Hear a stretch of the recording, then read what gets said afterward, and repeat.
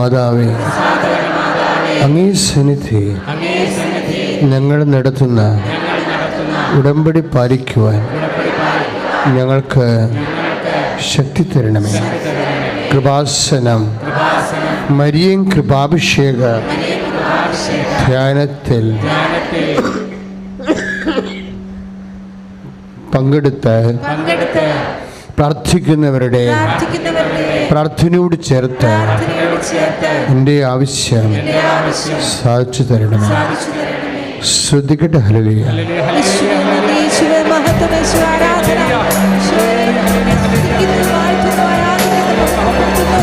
പരിശുദ്ധ പരമദിവ്യകാരുണ്യത്തിന്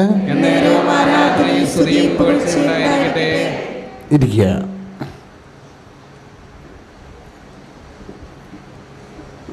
ശ്രദ്ധിക്കട്ടെ. ഹല്ലേലൂയ.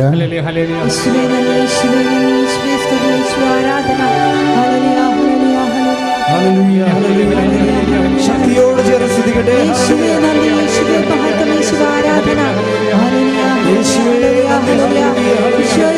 സ്തുതിക്കുന്നു, വാഴ്ത്തുന്നു, ആരാധിക്കുന്നു,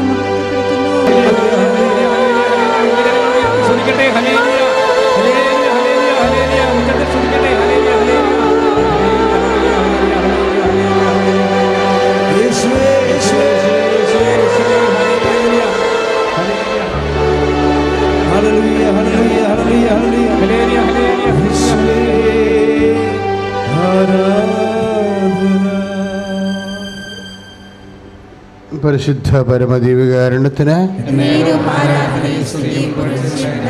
പരിശുദ്ധ പരമദിവ്യകാരുണ്യത്തിന് പരിശുദ്ധ പരമദിവ്യകാരുണ്യത്തിന്. പ്രിയമുള്ളവരെ, നമ്മൾ വലിയ വലിയ സാക്ഷ്യങ്ങൾ പ്രാർത്ഥനാപൂർവം കേട്ട് ഈശോയ്ക്ക് നന്ദി പറയുകയായിരുന്നു.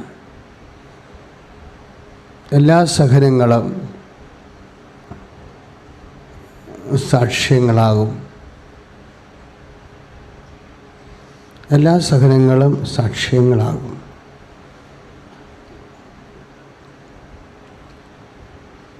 നമ്മൾ കൃപാസനത്തിൽ ഉടമ്പടി ചെയ്യുന്നത് ഈ സാക്ഷ്യങ്ങളാകാനെടുക്കുന്ന സമയത്തെ ചുരുക്കാനാണ് നമ്മൾ ഉടമ്പടി ചെയ്യുന്നത്. വിശ്വാസിയെ സംബന്ധിച്ചിടത്തോളം എല്ലാ സഹനങ്ങളും സാക്ഷ്യങ്ങളാകും. വേദസാക്ഷ്യങ്ങളാകാം, രക്തസാക്ഷ്യങ്ങളാകാം. രക്തസാക്ഷികളെന്ന് പറയുന്നത് വിശുദ്ധ സെബസ്ത്യാനോസിനെ പോലെയുള്ള റെഡ് മാർട്ടിടം അല്ല, വൈറ്റ് മാർട്ടിടം ഉണ്ട്. ധവള രക്തസാക്ഷിത്വം എന്ന് പറയും. അതിന് രക്തസാക്ഷിത്വമാണ്. ചില ആൾക്കാർ ചില രോഗികൾക്ക് വേണ്ടി വർഷങ്ങളോളം അവരെ പരിചരിച്ച് നല്ല ഭക്ഷണം കഴിക്കാതെയും ചിലപ്പോൾ കുളിക്കാൻ പോലും സമയം കിട്ടാതെ ജീവിക്കുന്ന ആൾക്കാരുണ്ട്. അതാണ് അതുപോലെയുള്ള കുറേ സാക്ഷ്യങ്ങൾ വൈറ്റ് മാർട്ടിടം എന്ന് പറയും, ധവള രക്തസാക്ഷിത്വം. അതും സാക്ഷ്യമാണ്. കർത്താവിനോടുള്ള സ്നേഹം. ഏത് സഹനത്തിൽ ഇരിക്കുന്നവരും കുടിക്കേണ്ട ഒരു ടോണിക്കുണ്ട്. എന്താണ്? ഏത് സഹനത്തിലിരിക്കുന്നവരും കുടിക്കേണ്ട, നിർബന്ധമായും സേവിക്കേണ്ട ഒരു ടോണിക്കുണ്ട്. എന്താണ്? കർത്താവിനോടുള്ള സ്നേഹം വർത്തമാനമാക്കാൻ വേണ്ടി പ്രാർത്ഥിക്കണം. സമയം നമുക്ക് സഹനത്തിൽ നിന്ന് സാക്ഷ്യത്തിലേക്കുള്ള ദൂരം പരിധി നമുക്ക് കുറക്കാം. പക്ഷേ ഇതിന് ഇടയ്ക്ക് ഉപയോഗിക്കേണ്ട കുറേ സൊല്യൂഷൻസ് ഉണ്ട്. അതിലൊന്നാണ് കർത്താവിനോടുള്ള സ്നേഹം. അതായത് കർത്താവിനോടുള്ള സ്നേഹം നമുക്ക് പലതരത്തിൽ കൂട്ടാൻ പറ്റും. ഒന്ന് എല്ലാവർക്കും ചെയ്യാവുന്ന രീതി പ്രാർത്ഥിക്കുമ്പോഴേ ഈശോ ഇപ്പോൾ തന്നെ തെസ്സലോണിയ ലേഖനമില്ലേ 3:12 നിങ്ങൾക്ക് പരസ്പരം സ്നേഹമുണ്ടാകാൻ എന്ത് പറഞ്ഞേ? നിങ്ങൾക്ക് പരസ്പരം സ്നേഹമുണ്ടാകാൻ കർത്താവ് ഇടയാക്കട്ടെ. കർത്താവ് ഇടയാക്കട്ടെ. അപ്പോഴേ സ്നേഹം ഉണ്ടാകാൻ, സ്നേഹം ഉണ്ടാവുകയാണല്ലേ, പുതുതായിട്ട് ഉണ്ടാവുകയാണ്. സ്നേഹം ഉണ്ടാകാൻ എന്ത് ചെയ്യണം? കർത്താവ് ഇടയാക്കട്ടെ. സാധ്യതയുള്ളതാണ്. കർത്താവ് വിചാരിച്ചാൽ സ്നേഹമുണ്ടാകാൻ സാധിക്കും. അപ്പോൾ പ്രാർത്ഥനയിലൂടെ ഒരു ഏറ്റവും നിലവാരം കുറഞ്ഞ ഒരു ഭാഗമാണ്, ഡിഗ്രി കുറഞ്ഞ ഭാഗമാണ് പ്രാർത്ഥനയിലൂടെ സ്നേഹത്തെ ഈ ലവ് ലെവല് എപ്പോഴും ഇങ്ങനെ കൂട്ടിക്കൊണ്ടുവരാൻ പറ്റും. പിന്നെ നമ്മൾ ചെയ്യുന്ന ഓരോ പ്രവർത്തനങ്ങൾ അതെല്ലാം നമുക്ക് നഷ്ടം വരുന്ന പ്രവർത്തനങ്ങൾ, ലാഭം വരുന്നതിനേക്കാളുപരി ലാഭവും അങ്ങനെ തന്നെയാണ്. എല്ലാ കാര്യങ്ങളും നന്ദിയോടെ ചെയ്യാൻ പൗലോസ് പറയത്തില്ലേ? അപ്പം ലാഭം വരുന്ന കാര്യങ്ങളും ചെയ്യണം. പക്ഷെ നമുക്ക് പ്യുവറായിട്ട് ലോസാകുന്ന ചില കാര്യങ്ങളുണ്ട്. അത് നമ്മൾ കർത്താവിൻ്റെ നാമത്തിലേക്ക് ബോധപൂർവം പറഞ്ഞുകൊണ്ട് ചെയ്യണം. ഈശോ, ഈ ആളെ ഞാൻ സഹിക്കുന്നത് അങ്ങയുടെ നാമത്തിൽ മാത്രമാണ്. അപ്പോൾ ഈ മഹത്വം കൂടും. ഈശോയുടെ നാമത്തിൽ ആണെന്ന് പറയുമ്പോൾ അവിടെ സംഭവിക്കുന്നത് ഈശോയുടെ മഹത്വം വർദ്ധിക്കും. ഈ മഹത്വം വർദ്ധിച്ചാൽ ദൈവിക പുണ്യങ്ങൾ ഓട്ടോമാറ്റിക്കായിട്ട് കൂടും. പറഞ്ഞ മനസ്സിലായ? എപ്പോഴും നമ്മൾ കാര്യങ്ങൾ അറിഞ്ഞാണ് കരുക്കൾ നീക്കേണ്ടത്. അല്ലാതെ ഞാൻ കത്തോലിക്കനായി ജനിച്ച് ഇങ്ങനെ കുറേ വചനം കേട്ട് ജീവിക്കുകയില്ല. ഹൗ ടു ഡു ഇറ്റ്, എങ്ങനെയാണ് ഇങ്ങനെ. ഇപ്പം നമ്മൾ ഭക്ഷണം കഴിക്കുമ്പോൾ ചിലർ വാരി വരിച്ച് കഴിക്കത്തില്ലല്ലോ, കലോറി നോക്കിയേ കഴിക്കത്തുള്ളൂ. അതിൽ നിന്ന് എന്നാ കിട്ടും? പ്രോട്ടീൻ എത്ര കലോറി കിട്ടും? ഒരു മുട്ടയിൽ എത്ര ഉണ്ട്? 55 കലോറി. അതപ്പോൾ ആ കണക്ക് കൂട്ടി ഇപ്പം എൻ്റെ ബോഡിക്ക് ആവശ്യമായ കലോറി ആയി, ഇറ്റ്സ് ഓവർ, ഈറ്റിംഗ് ഓവറായി. ആ കലോറി അറിയാൻ പാടില്ലെങ്കിൽ കലോറി കിട്ടാത്തതിൽ നിന്നൊക്കെ വലിച്ചു വാരി തിന്ന് വയറൊക്കെ വീർപ്പിച്ച് ഇങ്ങനെ എമ്പക്കം വിട്ട് നടക്കും ഒരു പ്രത്യേക ജീവിയായിട്ട്. ആധ്യാത്മികതയിലും കലോറി അറിഞ്ഞ് ഭക്ഷിക്കുന്നതാണ് ഏറ്റവും നല്ലത്.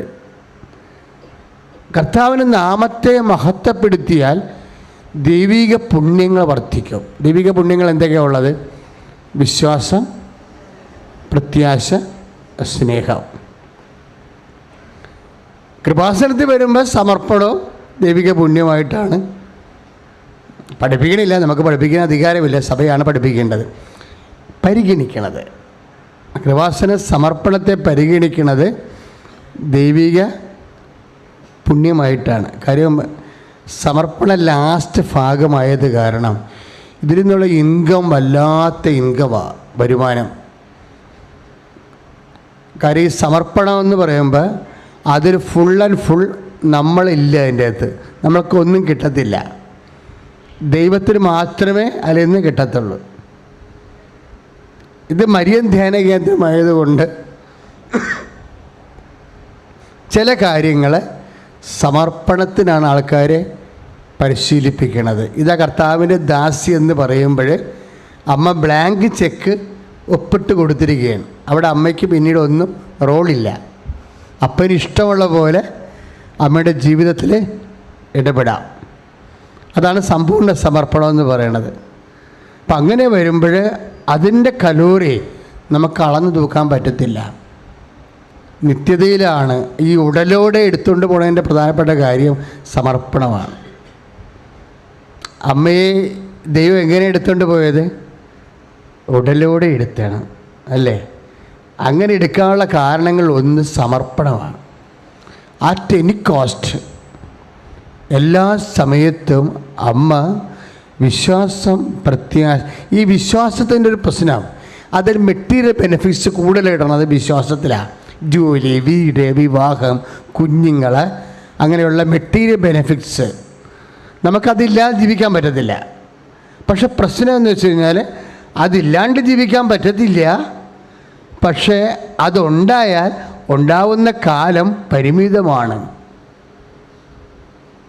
പിടിയാ, അതില്ലാണ്ട് ജീവിക്കാൻ പറ്റത്തില്ല. പക്ഷെ ഉണ്ടായാൽ നമ്മുടെ കൂടെ അത് ഉണ്ടാവുന്ന കാലം പരിമിതമാണ്. കുഞ്ഞുങ്ങളായാലും ജീവിത പങ്കാളിയായാലും നമ്മുടെ കൂടെ ഉണ്ടാവുന്ന കാലം പരിമിതമാണ്. വീടാണെങ്കിലും നമ്മുടെ കൂടെ ഉണ്ടാവുന്ന കാലം പരിമിതമാണ്. ചിലപ്പോൾ വിറ്റുപോകും, ചിലപ്പോൾ ജപ്തിയാകും, ചിലപ്പോൾ വീട് മാറി താമസിക്കും. അപ്പോൾ നമ്മളെ പ്രാർത്ഥിക്കുന്ന പല വിഷയങ്ങളും നമ്മുടെ കൂടെ ഉണ്ടാകുന്ന കാലങ്ങൾ പരിമിതമാകുന്നത് വിശ്വാസത്തിൻ്റെ ഫലമായിട്ട് വരുന്നതാണ്. പ്രത്യാശയ്ക്ക് അത്രയും പ്രതിസന്ധികളില്ല. പ്രത്യാശ എന്ന് പറയുമ്പോൾ പകുതി നിത്യജീവന് കിട്ടിയിട്ട് പകുതിയാണ് നമുക്ക് ലൗകിക ജീവിതത്തിന് കിട്ടുന്നത്. പ്രത്യാശയിലെ പല കാര്യങ്ങളും സമയം താമസിക്കുന്നത് കാരണം, ഇപ്പം നിങ്ങളുടെ കല്യാണം, ഇപ്പോൾ ഈ ഒരു സാക്ഷി ഇവിടെ കിട്ടി. എന്താ കിട്ടിയത്? 4 വർഷം മക്കളില്ലായിരുന്നു. ഉടമ്പടി ചെയ്തപ്പോൾ ആ ആഴ്ച ഗർഭിണിയായി. അത് സമയം ചുരുങ്ങിയല്ല, അമ്മ വേറെയും കുറച്ച് കാര്യങ്ങൾ ചെയ്ത് കൂട്ടി 2 വർഷത്തേക്കാക്കി അത് മാറ്റി. എന്താ കാര്യം? 2 കുഞ്ഞുങ്ങളെ കിട്ടിയില്ലേ? അപ്പോൾ ഒരു കുഞ്ഞിന് ജനിക്കുന്നതിനുള്ള ടൈം 2 വർഷം. അപ്പോൾ 4 വർഷം പോയില്ല അവർക്ക്. 2 വർഷമായിട്ട് ചുരുക്കിയത്. കുറേ ചുരുക്കമുണ്ട്. എൻ്റെ ആശുപത്രി ചിലവും ചുരുക്കി കിട്ടിയിട്ടുണ്ട്. അതാണല്ലോ ഏറ്റവും വലിയ പ്രശ്നം. അതും ചുരുക്കിയില്ല. ഒറ്റയടി അടിക്കുമ്പോൾ പിന്നെ ഒരു നേഴ്സ് മതി, ഒരു ആശുപത്രി ഒരു ചിലവൊക്കെ ഉള്ളൂ. അങ്ങനെ കുറച്ച് മെച്ചമുണ്ടായി. ജ്ഞാനസ്ഥാനത്തിൻ്റെ ചിലവിൻ്റെ ലാഭവും കിട്ടിയിട്ടുണ്ട്. കുറേ ലാഭം കിട്ടി. ഇപ്പം നിങ്ങൾ ദൈവത്തിന് ആദ്യമേ കയറി ഒന്നും പറയാണ്ടിരിക്കണതാണ് എപ്പോഴും മര്യാദ. ദൈവത്തിന് എങ്ങനെയും നിങ്ങളെ സഹായിക്കാൻ പറ്റും. ഏതെങ്കിലും ഒരു പ്രേയറുടെ ലാഗ് ചെയ്ത് കഴിഞ്ഞാൽ അത് താമസിക്കുകയാണെങ്കിൽ പ്രത്യാശയാണ് അവിടെ വർക്ക് ചെയ്യണത്. പ്രത്യാശക്കുള്ള ഗുണം, ഇപ്പോൾ 24 വയസ്സുള്ള ആളിനെ കല്യാണത്തിന് പ്രാർത്ഥിച്ച്, എന്നിട്ട് അയാൾ കല്യാണം 29 വയസ്സിലാണ് കല്യാണം കെട്ടണമെന്ന് വിചാരിച്ചത്. അപ്പം 5 കൊല്ലം പ്രത്യാശയുടെ കൊല്ലമാണ്. 5 കൊല്ലം വേള കല്യാണം കെട്ടിയിട്ടില്ല, ഇല്ലേ? 5 കൊല്ലം പോയി, അയാളുടെ ജീവിതത്തിന് പോയതാണത്. 5 കൊല്ലം തിരിച്ചു വരുമോ? ഇല്ല. ഈ 5 കൊല്ലം നമ്മൾ ദൈവത്തെ പ്രത്യാശിച്ച് ജീവിച്ച അനുഗ്രഹത്തിൻ്റെ സമയദൈർഘ്യമാണ്. ഇവിടെ 5 കൊല്ലം കഴിയുമ്പോൾ അയാളുടെ വിവാഹം നടന്നു എന്ന് ഇവിടെ 44 കൊല്ലം വരെയുള്ളവരിപ്പോൾ കല്യാണം കഴിച്ച് സാക്ഷ്യം പറഞ്ഞായിരുന്നു കഴിഞ്ഞ ദിവസങ്ങളിലെ. അപ്പോൾ ഏതെങ്കിലും വിഷയം താമസിക്കുകയാണെങ്കിൽ ആ താമസിക്കുന്ന അത്രയും സമയം പ്രത്യാശയുടെ കാലമാണെന്നറിയണം. പ്രത്യാശയുടെ കാലമാണെന്നറിയുമ്പോഴേ ഈ പ്രത്യാശ നടക്കും, പക്ഷേ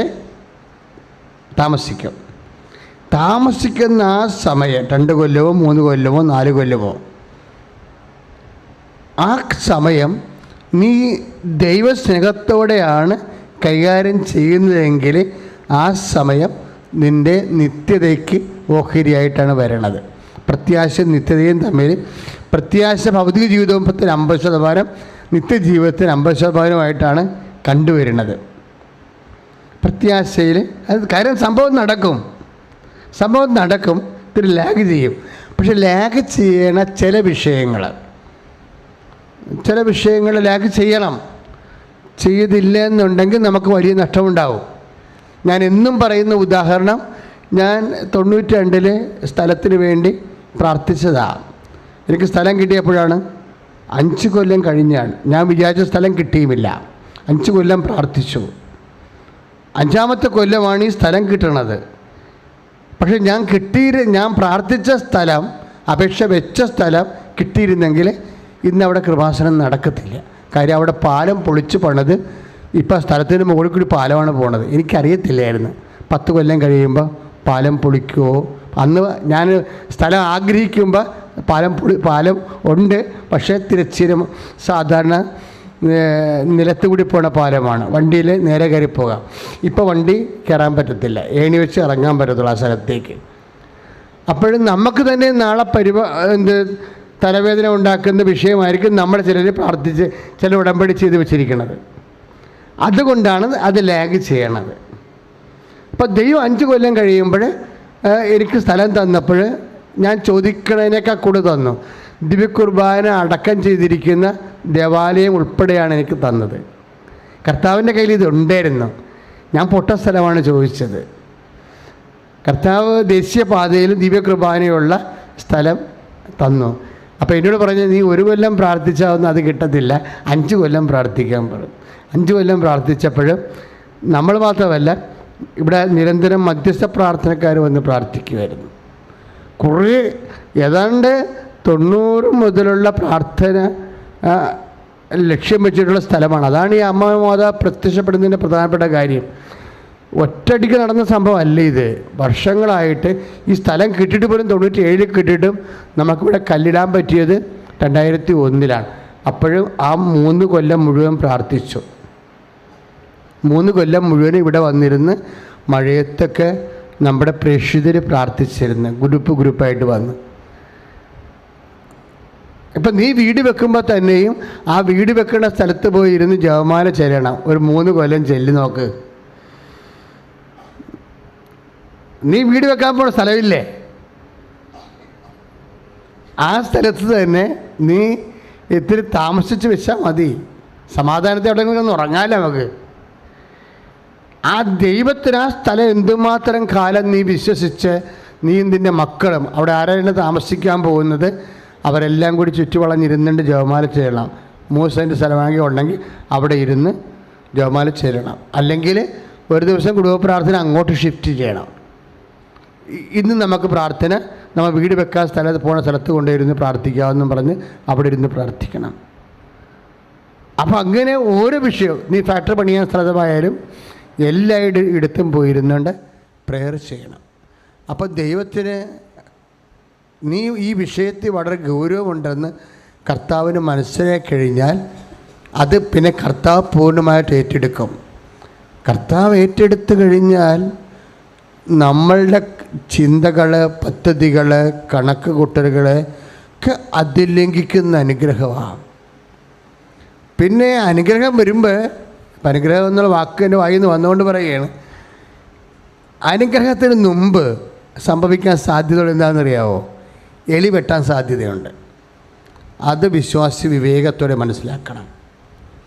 അനുഗ്രഹത്തിന് മുമ്പ് സംഭവിക്കാൻ സാധ്യതയുള്ളത്, എല്ലാം ആരംഭിക്കുന്നതിന് മുമ്പ് ഒരു മൽപ്പിടുത്തത്തിൻ്റെ സാധ്യതയുണ്ട്. എല്ലാം ആരംഭിക്കുന്നതിന് മുമ്പ് അരക്കെട്ടിൽ നിന്ന് നിൻ്റെ തൊട അറ്റുപോകാനും സാധ്യതയുണ്ട്, നീ മുടന്താനും സാധ്യതയുണ്ട്. അപ്പം നീ പറയേണ്ട ഒരു വാക്ക് പറഞ്ഞുകൊണ്ടാണ് ബൈബിൾ തുടങ്ങണത്. പിന്നെ എന്നെ അനുഗ്രഹിക്കാതെ പോകരുത്. സ്തുതിക്കട്ടെ. Hallelujah, hallelujah, hallelujah, hallelujah, hallelujah, hallelujah, hallelujah, hallelujah, hallelujah,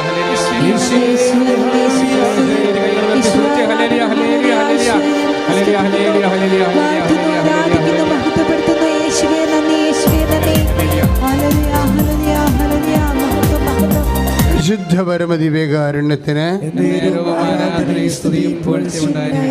അപ്പോൾ ഉൽപ്പത്തി പുസ്തകത്തിന് 32 തിരുവചനം 26 എന്ന് പറഞ്ഞേ. ഉൽപ്പത്തി 32 തിരുവചനം 26. എന്നെ അനുഗ്രഹിക്കാതെ പോവരുതേ. Praise Lord, hallelujah.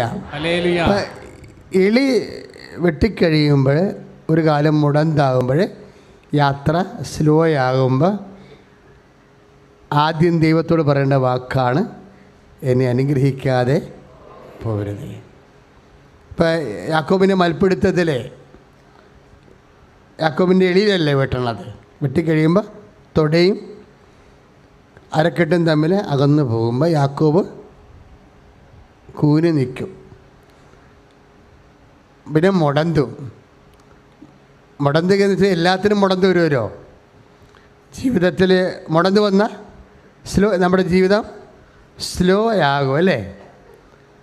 ബിസിനസ്സിന് ചിലർ പറയില്ല, ഇപ്പം കച്ചവടമൊക്കെ കുറഞ്ഞ് അപ്പം മുടന്തുകയാണ് സംഭവം അല്ലേ? മുടന്തുക. IELTS സ്പീക്കിങ്ങിന് പോയി, അപ്പോഴും എളിവെട്ടി മുടന്തുകയാണ്, സ്ലോ ആയി. കൂട്ടുകാർ കയറിപ്പോയി, നമ്മൾ ഇന്ത്യയിൽ തന്നെ നിൽക്കുകയാണ്, അപ്പോൾ നമ്മൾ മുടന്തുകയാണ്. ബൈബിള് ഭയങ്കര രസമാണ്, കാര്യം അത് മൊത്തം ജീവിതമാണ്. പക്ഷെ പ്രാർത്ഥിച്ച് വായിക്കണം. പരിശുദ്ധാത്മാവിനാണ് അത് എഴുതിയിരിക്കുന്നത്. പരിശുദ്ധാത്മാവ് മാറ്റി നിർത്തിക്കൊണ്ട് ബൈബിൾ വായിച്ച ആത്മാവ് ഉദ്ദേശിച്ചത് കിട്ടത്തില്ല. ശ്രദ്ധിക്കട്ടെ. ഹല്ലേലൂയ.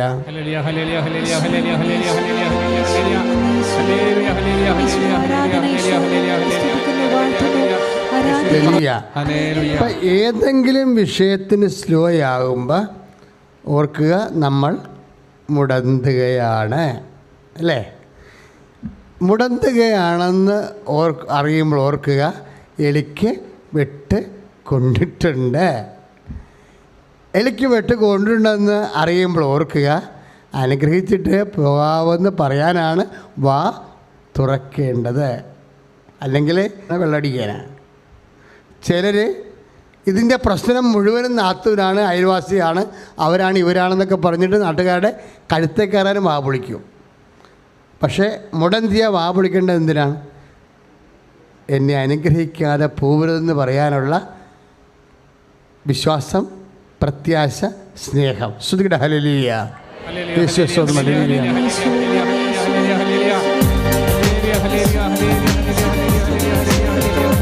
ഈ നിവർന്ന് നിൽക്കുമ്പോഴുണ്ടല്ലോ, ദൈവത്തിന് നമ്മൾ അനുഗ്രഹിക്കാൻ പാടായിരിക്കും. എന്താ കാര്യം എന്നറിയാമോ? നിവർന്ന് നിൽക്കുമ്പോൾ അതിനകത്ത് കുറച്ച് അഹങ്കാരം ഉണ്ടാവും. അതുകൊണ്ട് ദൈവം എന്തു ചെയ്യും? ബെൻഡ് ചെയ്യിക്കും, എളിമപ്പെടുത്തും. ബൈബിളിലുള്ള ഒരു പ്രധാനപ്പെട്ട പ്രോസസ്സാണ് എളിമപ്പെടുത്തും. ഞാൻ നിന്നെ, അതാണ് നമ്മൾ നിയമാവർത്തനം 8:3 വായിക്കണില്ലേ? നിന്നെ മരുഭൂമിയിലൂടെ അയച്ചത് നിന്നെ എളിമപ്പെടുത്തുവാൻ. Praise the Lord. ഇടയ്ക്ക് നമ്മൾ വായിക്കുന്നതുകൊണ്ട് ഞാൻ പതുക്കെ പറഞ്ഞതേ ഉള്ളൂ. നിന്നെ മരുഭൂമിയിലൂടെ വിട്ടത് നിന്നെ എളിമപ്പെടുത്തുവാൻ. ഒന്ന് പറഞ്ഞ, നിന്നെ മരുഭൂമിയിലൂടെ വിട്ടത് നിന്നെ എളിമപ്പെടുത്തുവാൻ. അപ്പം എളിമപ്പെടുത്തുക എന്നുള്ളത് ദൈവത്തിൻ്റെ ഒരു കാര്യപരിപാടിയാണ്. പറഞ്ഞ മനസ്സിലായ? ഈ എളിക്ക് വെട്ടുന്നതും ആ കാര്യപരിപാടിയുടെ ഭാഗമാണ്. ഇപ്പം യാക്കോബിന് നല്ല കൃപയുള്ള മനുഷ്യനാണ്, സൂത്രക്കാരനാണെങ്കിൽ ആവശ്യത്തിന് കൃപയൊക്കെ ഉണ്ടാളിനി. അതുകൊണ്ട് യാക്കോബ് പറഞ്ഞ്, എന്നെ അനുഗ്രഹിക്കാതെ പോകരുത്. കാര്യം എന്താണ്? അവനെ എളിമപ്പെടുത്തി.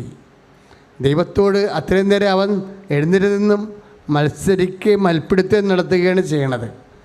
ഈ നമ്മുടെ ശക്തിയിൽ ആശ്രയിച്ചാൽ മൽപ്പിടുത്തം തുടങ്ങിയെന്നർത്ഥം. പറഞ്ഞ മനസ്സിലായ? ഈ ബൈബിളിലെ മൽപ്പിടുത്തം ഇല്ലേ, ഉൽപ്പത്തി 32 മൽപ്പിടുത്തം, അത് 24 മുതൽ തുടങ്ങുന്നുണ്ട്. യാബോക്ക് നദി കരയിൽ യാക്കോബ് കിടന്നുറങ്ങുമ്പോൾ ഒരു മനുഷ്യൻ വന്ന് ആ മനുഷ്യനുമായിട്ട് മൽപ്പിടുത്തം, എന്നിട്ട് രാത്രി മുഴുവനും മൽപ്പിടുത്തം നടത്തി കഴിയുമ്പോൾ അവസാനം തോക്കുവെന്നാകുമ്പോൾ യാക്കോബിൻ്റെ എളിക്ക് വെട്ടും. യാക്കോബിനെ എളിമ നിയമാവർത്തനം 8:3 അനുസരിച്ചുകൊണ്ട് യാക്കോബിനെ എളിമപ്പെടുത്തും. അപ്പോൾ നിനക്കൊരു ഓഫർ കിട്ടി, നിൻ്റെ കമ്പനിക്ക് ഒരു ബിസിനസ് ഓഫർ. അതനുസരിച്ച് നീ കുറേ ഇൻ്റർവ്യൂ ഒക്കെ നടത്തി പേഴ്സൺസിനെയൊക്കെ സെലക്ട് ചെയ്ത്, പക്ഷേ ഓഫർ പെട്ടെന്ന് പോയി, നാണക്കേടായി. അപ്പം നാണക്കേടായിക്കുമ്പോൾ ഇപ്പോൾ ചില സമയത്ത് നിനക്ക് കല്യാണം വന്നു, കല്യാണം ഒത്തു, നല്ലതാണെന്ന് പറഞ്ഞു, എല്ലാവരും പറയുന്നുണ്ട്, അത് കൊള്ളാം, അത് നല്ല കേസാണെന്ന് പറഞ്ഞു. മനസ്സമ്മതത്തിന് ഡേറ്റായി വന്നപ്പോഴുള്ള അവർ കാലുവാരി. അപ്പം എളിക്ക് വെട്ടിയ പോലെ അപ്പോൾ ഉടനെ നമ്മളെ കുനിഞ്ഞ് ഇല്ലേ? ഈ എളിക്ക് വെട്ടണ തിരിച്ചറിയണതാണ് ഇതിനകത്ത് ഇവിടുന്ന് ആധ്യാത്മികം എന്ന് പറയണതുണ്ടല്ലോ, ഒരു ഇൻ്റലക്ച്വൽ വർക്കാണ്. ആധ്യാത്മികത എന്ന് പറയുന്നത് ഒരു ഇൻ്റലക്ച്വൽ വർക്കാണ്, ബുദ്ധിപരമായ ഒരു ഇടപെടലാണ്. ഇത് നമ്മൾ തിരിച്ചറിയണം. പെട്ടെന്ന് എന്തെങ്കിലും സംഭവിച്ചു കഴിഞ്ഞാൽ, ഇപ്പം നമുക്കൊരു ബാങ്കുകാരൻ ലോൺ തരാമെന്ന് പറഞ്ഞു, വിദ്യാഭ്യാസ ലോൺ. അപ്പോൾ ഇനി നമുക്ക് പ്രശ്നമൊന്നുമില്ല. പക്ഷേ ആപ്ലിക്കേഷൻ പുട്ട് ചെയ്തിട്ട് അതിൻ്റെ പ്രീറെക്വിസിറ്റൊക്കെ ചോദിച്ചു വന്നപ്പോൾ അയാൾ കാര്യം മാറി. കാര്യം മാറിയല്ല, ബാങ്ക് മാനേജർ സ്ഥലം മാറിപ്പോയി. നമുക്ക് ഓഫർ ചെയ്ത ബാങ്ക് മാനേജർ സ്ഥലം മാറിപ്പോയി. അപ്പോൾ അത് എളുക്കിക്കൊണ്ട് വിട്ടായി, നമ്മൾ മുടന്തി, സ്ലോ ആയി. ഇതെല്ലാം ഇതിലുള്ളതാണ്. പക്ഷേ അതേസമയം തന്നെ ഇതിങ്ങനെ സ്ലോ ആകുമ്പോൾ യാക്കോബ് പറയും, എന്താണ്? എന്നെ അനുഗ്രഹിച്ചിട്ട് ഞാൻ നിന്നെ വിടത്തുള്ളെന്ന് പറയും. അതാണ് പ്രശ്നം. അതാണ് നിലപാടതാണ്. ദൈവം ഉദ്ദേശിക്കണോ അത് തന്നെയാണ്. അതായത് ദൈവാനുഗ്രഹം പ്രാപിക്കുമ്പോൾ കർത്താവ് ഉദ്ദേശിക്കുന്നത് അത് നിലനിൽക്കണം, അതിന് എളിമ വേണം. ചില അമ്മച്ചിമാർക്കൊരു കുഴപ്പമുള്ളതെന്നറിയാമോ? അവർ ഉടമ്പടിയൊക്കെ ചെയ്യും. ചിലപ്പോൾ ഇപ്പോൾ ഒരു കൊച്ചിനെക്കുറിച്ച് പറഞ്ഞില്ലേ, ആ കൊച്ചിന് പഠിച്ചിട്ട് ഒന്നും മനസ്സിലാവണില്ല. ഇല്ല, വയനാട്ടിൽ നിന്നൊരു സാക്ഷ്യം കേട്ടില്ലേ? ആ കൊച്ചിനെ പഠിച്ചിട്ട് ഒന്നും മനസ്സിലാവണില്ല, അക്ഷരം പോലും തിരിഞ്ഞു കിട്ടണില്ല. പിന്നെ എങ്ങനെ പരീക്ഷ എഴുതണത്? അമ്മയെ കൊണ്ടുവന്ന് നിർത്തിയിട്ട് അമ്മയോട് പറയുക, അമ്മ ഉണ്ണീശനെ പഠിപ്പിച്ച ആളല്ലേ, എൻ്റെ കുഞ്ഞിനെ പഠിപ്പിക്കുക, അതിനൊന്നും മനസ്സിലാവണില്ലെന്ന് പറയും. അത്രേ പറഞ്ഞുള്ളൂ, വേറെ ഒന്നും പറഞ്ഞില്ലല്ലോ. പിന്നെ മുതൽ എല്ലാത്തിനും സർവർ പോലെ മറം കിട്ടാൻ തുടങ്ങി അല്ലേ? ഇനി ഈ അമ്മ ഒരു കുറച്ച് കഴിയുമ്പോൾ ഇതെല്ലാം മറന്നു പോയിട്ട് അമ്മ ഉടനെ കൊച്ചു രക്ഷപ്പെട്ട് കഴിയുമ്പോൾ, അവന് ജോലി കിട്ടിക്കഴിയുമ്പോൾ അമ്മ പറയും, ഞാൻ രാത്രി 2 മണി വരെ ഇരുന്ന് അവൻ്റെ അവിടെ ഇരുന്ന് പഠിപ്പിക്കുമായിരുന്നു അവനാ. വിഷയം മാറില്ലേ? പണ്ട് അക്ഷരം പോലും പിടികിട്ടാതെ ഇവിടെ വന്ന് പട്ടാങ്ങി പറഞ്ഞ കാര്യമൊക്കെ ചിലപ്പം മനുഷ്യൻ മറന്നു പോകും. എന്നിട്ട് കൊച്ചു രക്ഷപ്പെട്ടവനും ജോലിയൊക്കെ കിട്ടി 10-20 കൊല്ലം കഴിയുമ്പോൾ അമ്മ അറിയാതെ പറയും, എങ്ങനെയാണ് അവൻ രക്ഷപ്പെടാത്തത്? തൻ്റെ മകൻ രക്ഷപ്പെട്ടില്ല അല്ലേ എന്ന് നാട്ടുകാർ ചോദിക്കുമ്പോൾ എങ്ങനെ രക്ഷപ്പെടാതിരിക്കും? ഞാൻ എൻ്റെ ജീവിതത്തിന് ഒരു പരുവമായി. ഞാൻ അവനോട് എല്ലാ ദിവസവും 10 മണി തൊട്ട് 1 മണി അവൻ്റെ കൂടെ ഇരുന്ന് പഠിപ്പിച്ച് അവൻ ഉറക്കം തൂങ്ങിയാൽ ഞാൻ കട്ടൻ ചായ ഇട്ട് കൊടുത്ത് ഞാൻ ഇതും പറഞ്ഞുകൊണ്ടിരിക്കും. സാധനം എന്താണ്? ഇത് ഫരിസേനാണ്. നമ്മൾ ശ്രദ്ധിക്കണം. ഇത് വെച്ച് നിന്നെ അനുഗ്രഹിക്കാൻ പറ്റത്തില്ല. കർത്താവ് ഒരു കഥ പറഞ്ഞില്ലേ? ആ ചേച്ചി അങ്ങനെ പറയുമെന്ന് പറഞ്ഞതല്ല. പെട്ടെന്ന് നമുക്ക് എളിമപ്പെടൽ ചിലപ്പോൾ ടെമ്പറർ ആയിട്ടുള്ള പരിപാടിയായിരിക്കും, കാലികമായിട്ടുള്ളതായിരിക്കും. അത് ശാശ്വതമായി നിലനിന്നില്ലെങ്കിൽ അനുഭവിക്കാനുള്ള യോഗ്യത പോകും. ഈ അനുഭവിക്കാനുള്ള യോഗ്യത എന്ന് പറയണതേ ഭയങ്കരമായൊരു സംഭവമാണ്. കിട്ടിയതുപോലെ അനുഭവിക്കാൻ യോഗ്യത വേണ്ടേ? ഇപ്പോൾ ബൈബിളിൽ അനുഭവിക്കാൻ യോഗ്യത ഇല്ലാത്തൊരു രാജാവിൻ്റെ കഥ പറയണില്ലേ? എന്താ പറയണത്? നമുക്കുദ്ദിനേസർ രാജാവാണ്. ജെറുസലേം ദേവാലയം കൊള്ളയടിച്ചിട്ട് അവിടുത്തെ ഗ്ലാസും പാത്രവും എല്ലാം അടിച്ചു മാറ്റി, സ്വർണ്ണ പാത്രങ്ങളല്ല. അയാൾ മരിച്ചുപോയി. പക്ഷെ അയാളുടെ മകൻ ബെൽത്താസർ രാജാവുണ്ട്. അയാളുടെ കാലമായപ്പോൾ അയാൾക്കൊരു തലക്കൊരു പിരിക്ക് കയറി. അയാൾക്ക് കുറേ ഭാര്യമാരുണ്ടായിരുന്നു. അവരുമായിട്ട് ശൃംഗരിക്കാൻ വേണ്ടി പാനപാത്രവാഹകരോട് പറഞ്ഞ്, എൻ്റെ അപ്പൻ അടിച്ചു മാറ്റിയിട്ടുള്ള കുറേ പാത്രങ്ങളുണ്ട്, സ്വർണ്ണപ്പാത്രങ്ങൾ, അതെല്ലാം കൊണ്ടുവരാൻ പറഞ്ഞു. കൊണ്ടുവന്നപ്പോൾ അതിലെല്ലാം വീഞ്ഞൊഴിച്ചിട്ട് ഈ പെണ്ണുങ്ങൾക്കെല്ലാം കൊടുത്തു. അയാൾ വീഞ്ഞടിച്ച് അതിനത് വീലായി. എവിടെ? കർത്താവിൻ്റെ സ്വർണ്ണപാത്രമേ. ജെറുസലേം ദേവാലയത്തിൽ വിശുദ്ധമായ കാര്യങ്ങൾക്ക് വേണ്ടി ഉപയോഗിക്കുന്ന സ്വർണ്ണപാത്രങ്ങൾ, ദൈവത്തിന് വേണ്ടി ദൈവികമായ കാര്യങ്ങൾക്കുള്ള സ്വർണ്ണപാത്രങ്ങൾ എടുത്തിട്ട് ബെൽത്താസർ വീഞ്ഞടിച്ചു. എല്ലാ ചടുത്തിമാരുമായിട്ട് വീഞ്ഞടിയായി.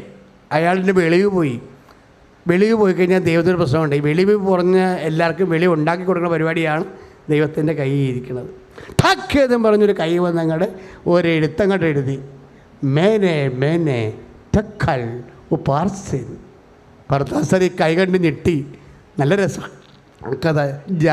ദാനിയേലിൻ്റെ പുസ്തകത്തിൽ 5-ാം അധ്യായം 24, 25, 26 തിരുവചനങ്ങളാണ് ദാനിയേലിൻ്റെ പുസ്തകം. ബൽത്താസറിനോട് ചോദിച്ച് ഇതെന്താണ് ഈ കാണുന്നത്, എഴുതി വെച്ചിരിക്കണം, ഒന്നും പിടിക്കണില്ലെന്നാണ് പറഞ്ഞു. പേടിച്ചു പോയി ആൾ. അപ്പം പറഞ്ഞു ഇവിടെ ദാനിയേൽ എന്ന് പറഞ്ഞ ഒരുത്തൻ അവിടെ കാരാഗ്രഹത്തിൽ കിടപ്പുണ്ട്, യവന് ഈ ഭാഷയ്ക്ക് അറിയാവുന്ന ആളാണെന്ന് പറഞ്ഞു. അപ്പോൾ പറഞ്ഞു അവനെ വിളിപ്പിക്കാമെന്ന് പറഞ്ഞു. അവനെ വിളിപ്പിച്ചപ്പോൾ അവരോട് പറഞ്ഞ് രാജ്യത്തിൻ്റെ പകുതി വരെ തരാൻ തയ്യാറാണ്, ഈ സംഭവം എന്ന് പറഞ്ഞു തന്നാൽ മതി എന്ന് പറഞ്ഞു. അപ്പം നിൻ്റെ സമ്മാനമൊക്കെ നിൻ്റെ കയ്യിരിക്കേണ്ട, കാര്യം ഞാൻ പറഞ്ഞു തരാമെന്ന് പറഞ്ഞു. എന്താണ്? മേനെ മേനെ, നിൻ്റെ ആയുസ് എണ്ണിയിരിക്കണം. അപ്പം തന്നെ ഈ മനുഷ്യൻ വിറച്ച്, തെക്കൽ, ഞാൻ നിന്നെ തൂക്കി നോക്കി, പാർസിൻ, നിൻ്റെ രാജ്യം വിഭജിച്ച് ഞാൻ മെതിയാൻകാർക്ക് കൊടുക്കുമെന്ന്. കളിയല്ലേ എന്ന് ചിന്തിച്ച് നോക്കിയേ. എന്താണ്? കർത്താവിൻ്റെ കാര്യങ്ങളെടുത്ത് മ്ലേച്ഛമായ കാര്യങ്ങൾക്ക് ഉപയോഗിച്ചാൽ നിൻ്റെ ആയുസ് കുറക്കും. ഈ സന്ധ്യാപ്രാർത്ഥനയുടെ സമയത്തൊക്കെ മദ്യപിക്കുന്നവന്മാർക്കുള്ള പണിയാണിതേ. ഇത് ഈ ഇവിടം കൊണ്ട് ഇത് അവസാനിപ്പിക്കത്തില്ലേ?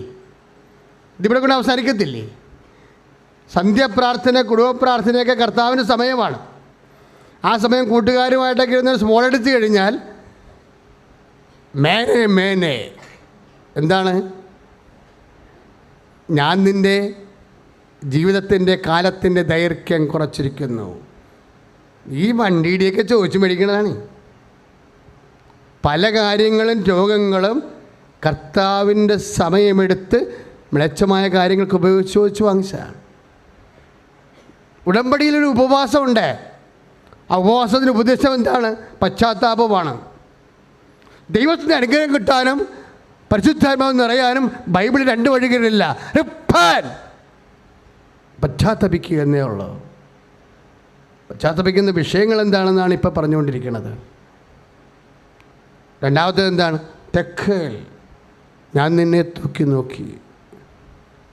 നീ പലപ്പോഴും നമ്മൾ ദൈവത്തെ തൂക്കുമ്പോൾ ദൈവം തിരിച്ച് നമ്മളെ തൂക്കും. അനുഗ്രഹത്തിൻ്റെ വെളിച്ചത്തിലാണ് പല ആൾക്കാരും ദൈവത്തെ അളക്കണത്. ഇപ്പം നമ്മൾ പരീക്ഷ ജയിച്ചാലും പരീക്ഷ തോറ്റാലും എന്നാത്തിനാണ് പ്രാർത്ഥിക്കേണ്ടത്? പ്രാർത്ഥിച്ചിട്ട് ഇത്രയും നാളുടെ കല്യാണം ഒത്തില്ല എന്ന് പറയുമ്പോൾ പ്രാർത്ഥന മുടക്കി വീട്ടിലിരിക്കും. ഈ വീട്ടിലിരിപ്പുകാർ കുറേ ഉണ്ടേ. ആ മറിയത്തിൻ്റെ കായന്മാർ തുടങ്ങിയതാണ്. അവരാണ് ആദ്യം വീട്ടിലിരുന്നത്. ഞാൻ അവരെ കാണുമ്പോൾ തന്നെ വടിവാളം കൊണ്ട് പുറകെ കിടക്കുന്ന ആളാണ്. കർത്താവ് ഭയങ്കര സർട്ടിഫിക്കറ്റൊക്കെ പറഞ്ഞിരിക്കുന്ന ആൾക്കാരെ വഴുതിട്ടിരിക്കണം. ഇപ്പോൾ മറിയം നല്ല ഭാഗം തിരഞ്ഞെടുത്തെന്ന് പറഞ്ഞില്ലേ? ഇല്ലേ? ലാസറിൻ്റെ പെങ്ങളുടെ മറിയം നല്ല ഭാഗം തിരഞ്ഞെടുത്ത് പറഞ്ഞില്ലേ? നല്ല ഭാഗം 2 ഉണ്ട്, 1 അല്ല 2 ഉണ്ട്. ഒരു വചനം, ദൈവവചനം കേൾക്കണം, അത് നല്ല ഭാഗമാണ്. പക്ഷേ രണ്ടാമത്തെ ഭാഗം എന്താ? അതനുസരിച്ച് ജീവിക്കണം. അതാണ് പ്രശ്നം. ഈ 2 ഭാഗം തിരഞ്ഞെടുത്ത മറിയമാണിത്. മറ്റത് 1 ഭാഗമേ തിരഞ്ഞെടുത്തുള്ളൂ. തിരഞ്ഞെടുത്തത്രയും കാര്യം കർത്താവ് പറഞ്ഞു നല്ലതാണെന്ന് പറഞ്ഞു. പക്ഷെ അതുകൊണ്ട് തന്നെ ആ ചേന വേഗത്തല്ല.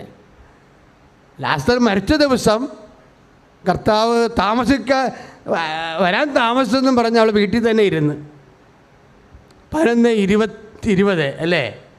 യോഹന്നാൻ 11:20. മറിയം വീട്ടിൽ തന്നെ ഇരുന്നു. മാർത്തായാണ് എഴുന്നേറ്റ് പോണത്. അപ്പോൾ ദൈവജനം കേട്ട നല്ല ഭാഗമാണ്. പക്ഷേ മറിയം അതനുസരിച്ച് ജീവിച്ചില്ല. മാർത്ത കേട്ടില്ല, പക്ഷെ ജീവിച്ചു. മാർത്തായും മറിയവും കൂടി കൂടുന്ന കാര്യമാണ് പരിശുദ്ധ അമ്മ. ദൈവവചനം കേൾക്കുകയും അതനുസരിച്ച് ജീവിക്കുകയും ചെയ്ത ആളാണ് എൻ്റെ അമ്മ. കൈയിടിച്ച് കർത്താശ്രീലിയ.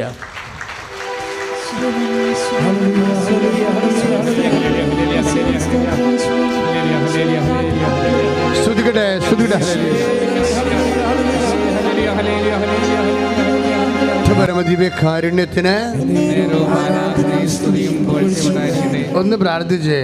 കർത്താവായ ദൈവമേ, പരിശുദ്ധ അമ്മയെ പോലെ ദൈവവചനം കേൾക്കുകയും അതനുസരിച്ച് ജീവിക്കുകയും ചെയ്യാൻ എന്നെ സഹായിക്കണമേ.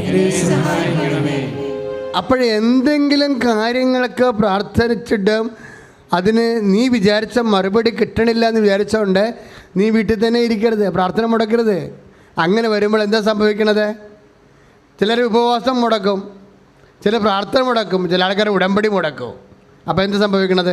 നമ്മൾ ദൈവത്തെ തൂക്കി നോക്കുകയാണ്. തെക്കൽ, ഞാൻ നിന്നെ തൂക്കി. ദൈവത്തിൻ്റെ പണി തന്നെ തൂക്കി നോക്കലാണ്. അപ്പം തിരിച്ചു തൂക്കിയാലുള്ള അവസ്ഥ എന്തായിരിക്കും? നിങ്ങൾ അളക്കുന്ന അളവുകോല് കൊണ്ട് തന്നെ ഞാൻ നിനക്ക് അളന്ന് തരും. അപ്പം തെക്കല്ല, ദൈവത്തെ കൊണ്ട് അളപ്പിക്കാൻ നിൽക്കരുത്, ബുദ്ധിമോശമാണത്. ശ്രുതികട്ടെ hallelujah. Hallelujah, hallelujah, hallelujah, hallelujah, hallelujah, hallelujah, hallelujah, hallelujah,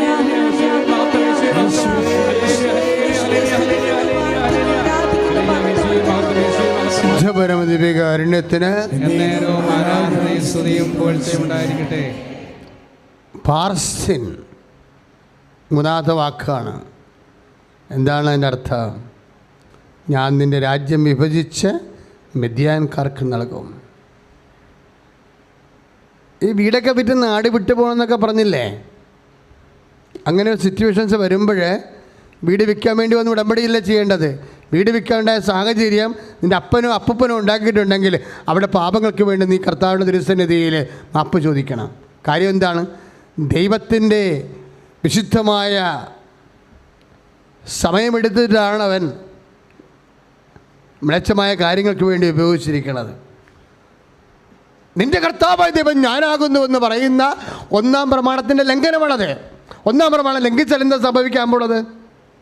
മിദ്യാൻകാർക്ക് അന്യാധീനപ്പെട്ടു പോകും. ഒന്നാം പ്രമാണം ലംഘിച്ച ദൈവത്തിൻ്റെ സ്ഥാനം.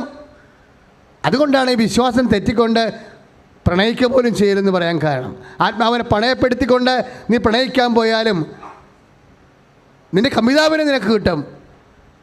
പക്ഷേ കർത്താവിൻ്റെ അനുഗ്രഹം നാട് വിട്ടു പോകും, അല്ലെങ്കിൽ കർത്താവിൻ്റെ സന്നിധിയിൽ നിന്ന് നീ വിട്ടു പോരേണ്ടി വരും. ശ്രുതികട്ടെ ഹല്ലേലൂയ.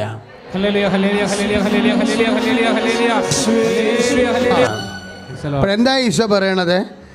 ഏതെങ്കിലും കാരണവശാൽ ചില കാര്യങ്ങൾ പ്രാർത്ഥിക്കുമ്പോൾ ഉത്തരം താമസിക്കുകയോ നീ പ്രാർത്ഥിക്കേണ്ട വിഷയങ്ങൾ പ്രാർത്ഥിച്ച വിഷയം നിനക്ക് ലഭിക്കാതെ പ്രാർത്ഥിക്കാതെ കിട്ടിക്കഴിയുമ്പോൾ നിനക്ക് അതിൻ്റെ അർത്ഥം മനസ്സിലാകാതെ നീ ദൈവത്തെ അകന്നു പോവുകയും ചെയ്താൽ നീ ദൈവത്തെ അളക്കുകയാണ് ചെയ്യണത്.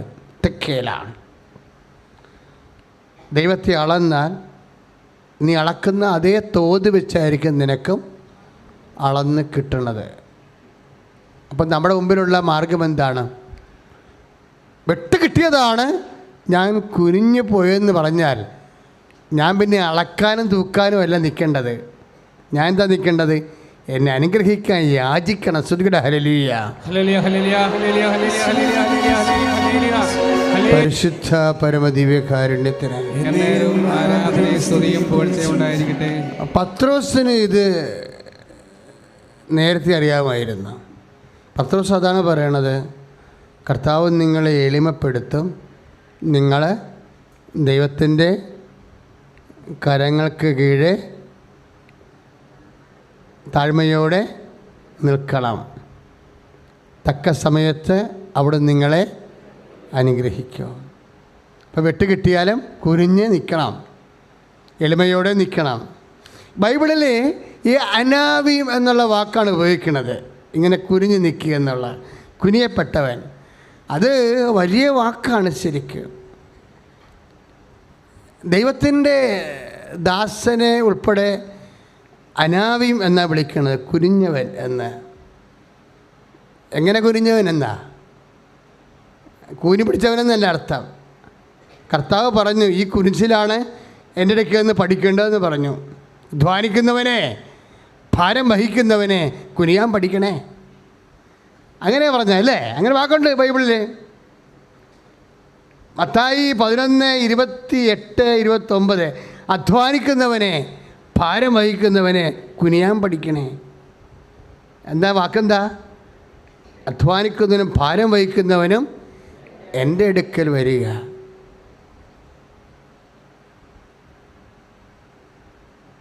എൻ്റെ ഭാരം ലഘുവും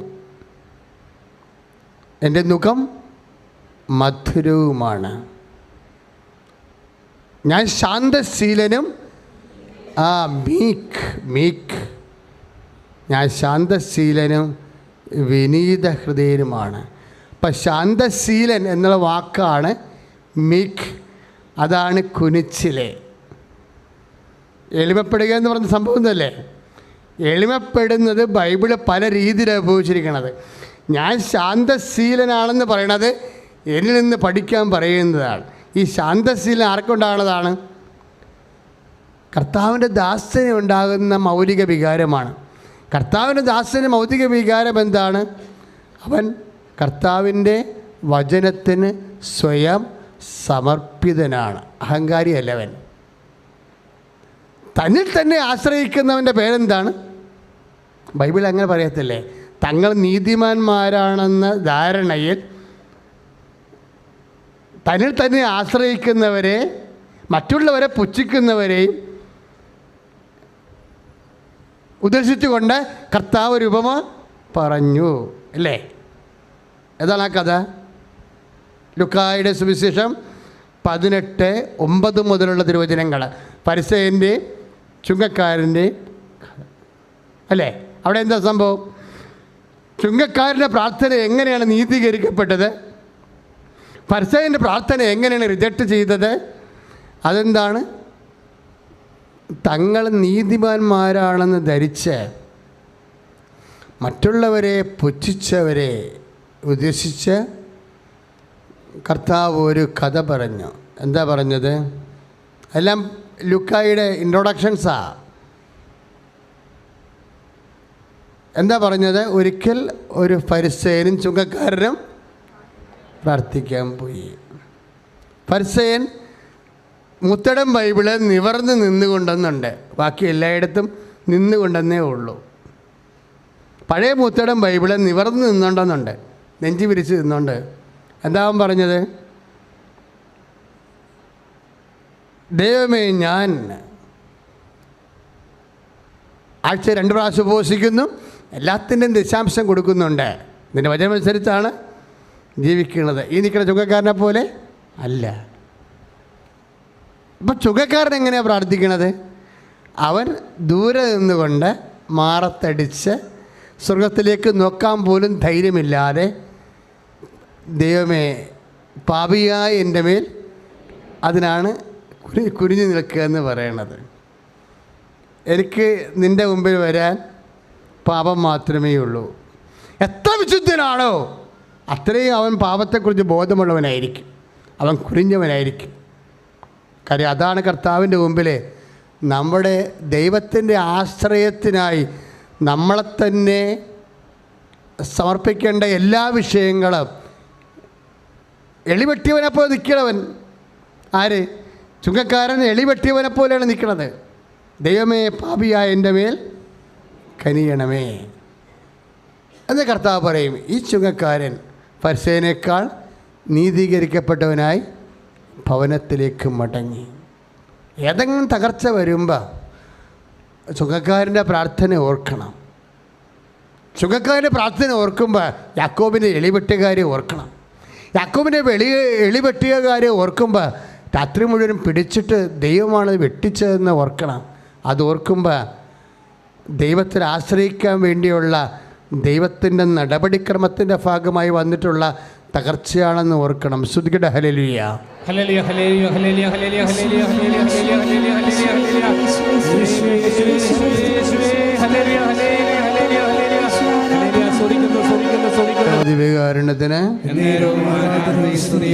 ഉണ്ടായിരിക്കട്ടെ. അപ്പോൾ എടി വെട്ടിയാലും കുനിയേണ്ടി വന്നാലും മക്കളെ പതറരുത്.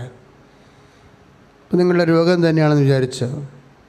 നിങ്ങൾ വിചാരിച്ചു ഇപ്പോഴ് ഈ ഉടമ്പടി പ്രാർത്ഥന കഴിഞ്ഞ് പോകുമ്പോൾ അത് ശരിയായിരിക്കും. പക്ഷേ ദൈവത്തിന് എളി വെട്ടിക്കണ ഒരു പരിപാടി കയ്യിൽ പണ്ട് മുതലേ ഉള്ളതാണ്. നിന്നെ എളിമപ്പെടുത്താൻ വേണ്ടി ചിലപ്പോൾ ഡോക്ടർ പറയുമ്പോൾ ഇത് പഴയ പോലെ ഇരിക്കണില്ല എന്ന് പറയുമ്പോൾ നീ ഉടനെ എന്നാത്തിന് കഷ്ടപ്പെട്ട് ആലപ്പുഴ വരെ പോയി കഷ്ടമായി പോയില്ല. അതാ പ്രശ്നം. അപ്പോൾ പരിസേനായിപ്പോയി. അപ്പം നീ ദൈവത്തെ അളന്നു. അത് എപ്പോഴും കർത്താവ് അതെൻ്റെ മക്കളെ വളരെ ആധ്യാത്മികമായ ജ്ഞാനമില്ലെങ്കിൽ ദൈവത്തിൻ്റെ കൂടെ ഇടപെടാൻ ഭയങ്കര പാടാണ്. നമ്മൾ പൊട്ടത്തരം എല്ലാം കാണിച്ചു കൂട്ടും. അപ്പോഴേ നീ ഉടനെ പരിശുദ്ധാത്മാവ് നിനക്ക് വേണം, സഹായം പറയും. പരിശുദ്ധാത്മ പറയും, മോളെ അതൊന്നും പ്രശ്നമൊന്നുമില്ല, എളി വെട്ടിയതാ, നീ കുനിഞ്ഞോ, അനുഗ്രഹിച്ചിട്ടേ പോകാമെന്ന് പറഞ്ഞോ, കാര്യങ്ങൾ ശരിയായിക്കോളൂ എന്ന് പറയും. അല്ല നീ മോന്തം കയറ്റിയിരിക്കരുത്. അപ്പോൾ പരിചയനായി പോകും. ഈ എളി വെട്ടൽ എല്ലാ പരിപാടിയും.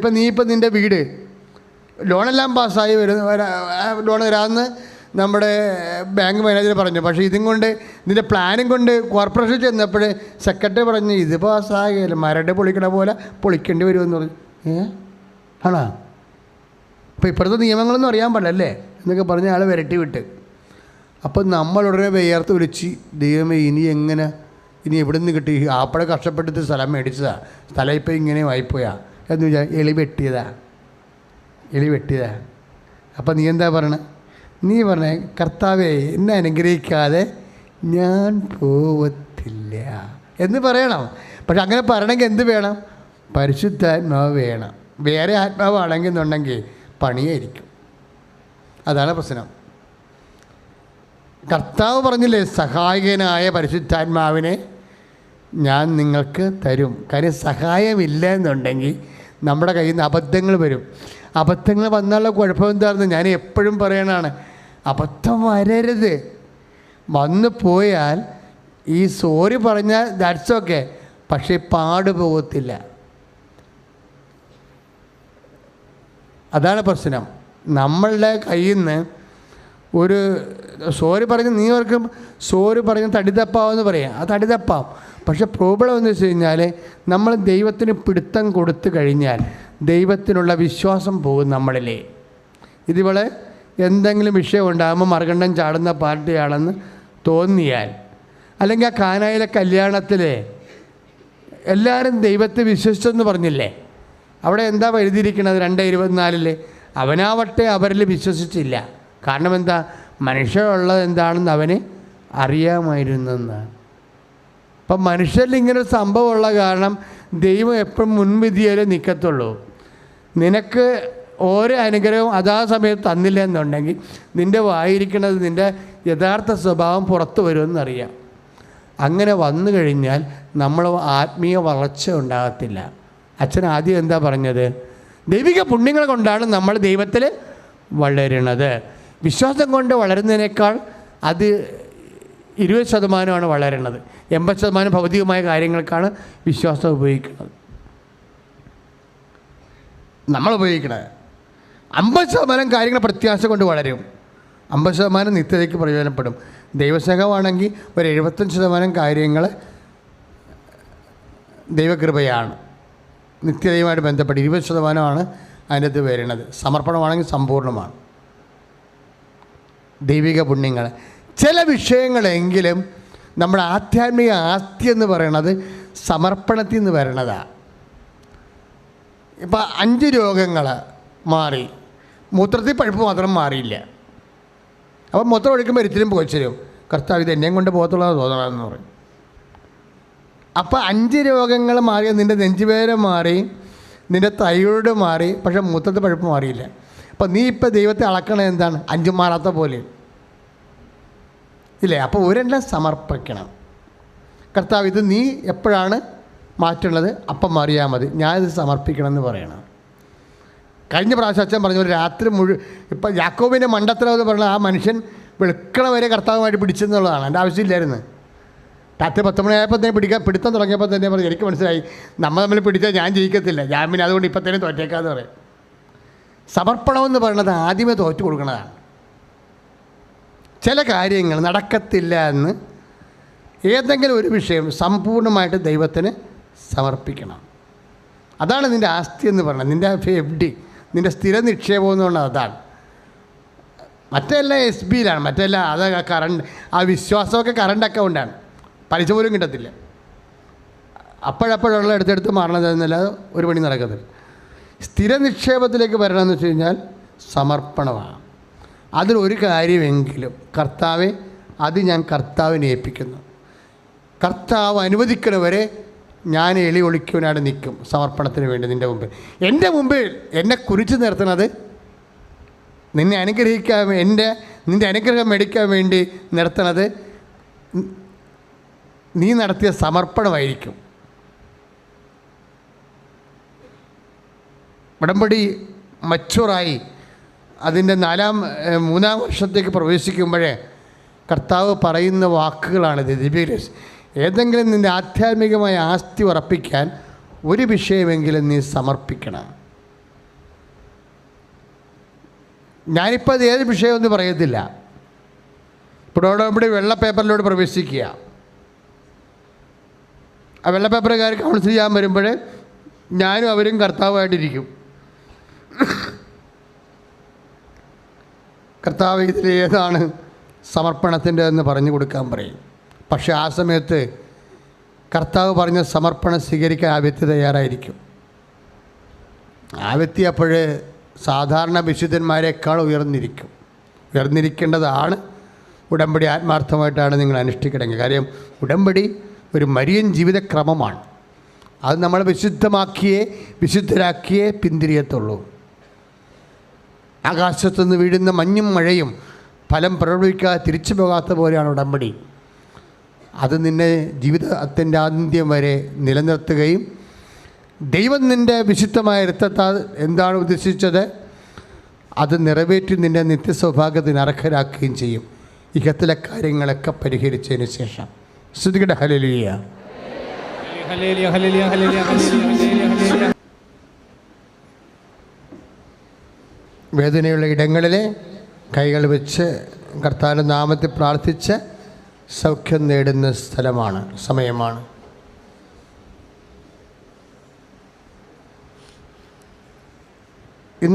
ഇന്നത്തെ ഈ മാസത്തെ ഉടമ്പടി പ്രാർത്ഥന ധ്യാനം സമാപിക്കുകയാണ്. നാളെ ഉടമ്പടി ധ്യാനമില്ല, 5-ാം ചൊവ്വാഴ്ചയാണ്. നമുക്ക് 1, 2, 3, 4 തിങ്കളാഴ്ച, 1, 2, 3, 4 ചൊവ്വാഴ്ച, പിന്നെ സെക്കൻഡ് സാറ്റർഡേ. അങ്ങനെ 9 ഉടമ്പടി ധ്യാനമുള്ളത്. പക്ഷെ നാളെ ഉടമ്പടി ചെയ്യാത്തവർക്ക് വേണ്ടിയുള്ള ഉടമ്പടി പ്രാർത്ഥനയുണ്ടാകും. ആദ്യമായിട്ട് ഉടമ്പടി ചെയ്യാനുള്ളവർക്കും ഉടമ്പടി പുതുക്കാനുള്ളവർക്കും നാളെ സൗകര്യമുണ്ടാകും. ശ്രുതികട്ടെ. Hallelujah. Hallelujah hallelujah hallelujah hallelujah hallelujah hallelujah. കരങ്ങൾ ഉയർത്തി സ്തുതിച്ചേ ഈശോയെ. Hallelujah hallelujah hallelujah hallelujah hallelujah hallelujah. മഹത്വം മഹത്വം മഹത്വം. കർത്താവേ സ്തുതിക്കുന്നു കർത്താവേ സ്തുതിക്കുന്നു. Hallelujah hallelujah hallelujah hallelujah hallelujah hallelujah hallelujah hallelujah hallelujah hallelujah hallelujah. ഉദരരോഗമുള്ളവർ ഉദരത്തിൽ കൈവെക്കുക. കർത്താവിന് കൈവെക്കുമ്പോൾ തന്നെ പറയണം, കർത്താവേ പരിശുദ്ധയുടെ മധ്യസ്ഥത്തിലെ ഈ രോഗം മാറാൻ വേണ്ടി ഈശോനാമത്തിൽ ഞാൻ ഈ രോഗസ്ഥലത്ത് കൈവെക്കുന്നു എന്ന് പറയണം. ഉദരരോഗമുള്ളവരെ ഉദരസ്ഥലത്ത് കൈവെക്കുക. മക്കളില്ലാത്തവർക്ക് അടിവയറ്റിൽ കൈവെക്കാം. മക്കളില്ലാത്തവരെ അടിവയറ്റിൽ കൈവെക്കുക. നടുവേദനക്കാരും കിഡ്നി വേദനക്കാരും നടുവിൽ കൈവെക്കുക. നടുവേദനക്കാരും കിഡ്നി വേദനക്കാരും നടുവിൽ കൈവെക്കുക.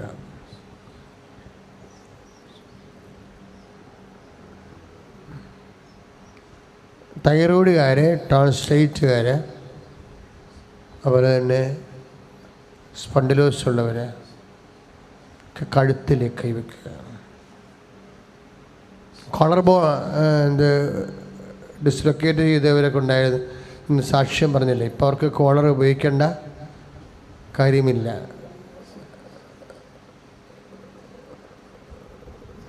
വർഷങ്ങളോളം വെച്ചിടന്ന് സെർവിക്കൽ കോളറാണ് എടുത്തു മാറ്റപ്പെട്ടത്. കണ്ണ്, മൂക്ക്, ചെവി, നാക്ക് എല്ലാം നെറ്റിക്ക് കൈവച്ചാൽ മതി. രോഗമുള്ളവർ, അവിടെ എല്ലാം രോഗമുള്ളവർ നെറ്റിക്ക് കൈവെക്കുക.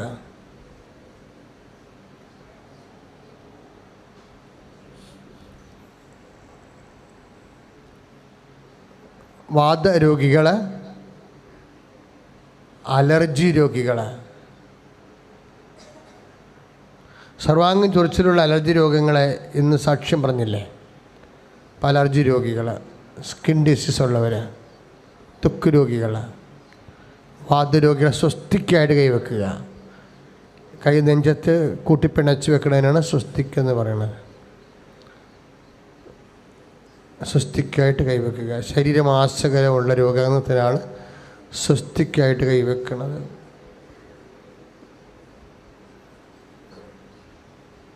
ആന്തരിക അവയവങ്ങൾ ഉൾപ്പെടെയാണ് നമ്മൾ അതിൽ പ്രാർത്ഥിക്കുക. അതിശക്തമായി സ്തുതിക്കട്ടെ. Hallelujah. Hallelujah hallelujah hallelujah hallelujah hallelujah hallelujah hallelujah hallelujah hallelujah hallelujah hallelujah hallelujah hallelujah യേശുവേ യേശുവേ യേശുവേ സ്തുതിക്കുന്നു സ്തുതിക്കുന്നു കർത്താവേ ഞങ്ങൾ അങ്ങേ സ്തുതിക്കുന്നു ഈശോ എല്ലാ ഹല്ലേലൂയ ഹല്ലേലൂയ ഹല്ലേലൂയ രോഗങ്ങൾ, അന്തരീയ രോഗങ്ങൾ, ദുഃഖമില്ലാത്തവര്, പ്രഷർ രോഗികള്, കർത്താവേ പ്രഷർ രോഗികളെ സ്പർശിച്ചു. കർത്താവേ പ്രഷർ രോഗികളെ സ്പർശിച്ചു.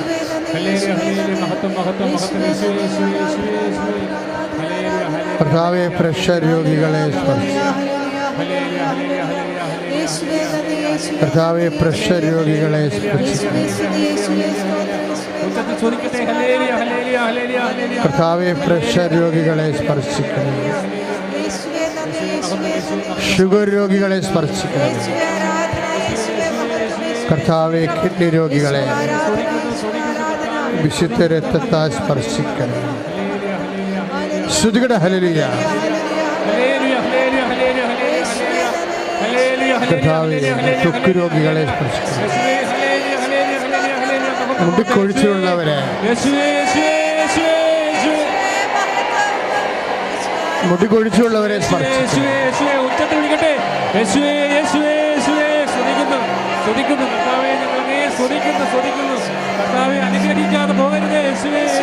എപ്പിലെപ്സി രോഗികള്, അപസ്മാര രോഗികള്, കരള് രോഗികള് സ്പർശിക്കണമേ കർത്താവ്. പ്രാർത്ഥികർത്താവായ ദൈവമേ, പരിശുദ്ധ അമ്മയുടെ മധ്യസ്ഥത്താൽ ദിവ്യകൃപാനയിലെ എഴുന്നള്ളിരിക്കുന്ന ഈശോയോടെ കണ്ണീരോടെ പ്രാർത്ഥിക്കുന്നു. കർത്താവേ, ആന്തരിക അവയവങ്ങളെ അങ്ങ് സ്പർശിക്കണമേ. കർത്താവേ, പഞ്ച ഇന്ദ്രിയങ്ങളെ അങ്ങ് സ്പർശിക്കണമേ. യേശുവിന്റെ നാമത്തിൽ, യേശുവിന്റെ നാമത്തിലെ വാതരോഗങ്ങള്, അലർജി രോഗങ്ങള്, ആന്തരിക അവയവങ്ങളുടെ രോഗങ്ങള്, അസ്ഥി രോഗങ്ങള്, ത്വക്ക് രോഗങ്ങള് യേശുവിന്റെ നാമത്തില് മാറിപ്പോണം. ഹല്ലേലൂയ.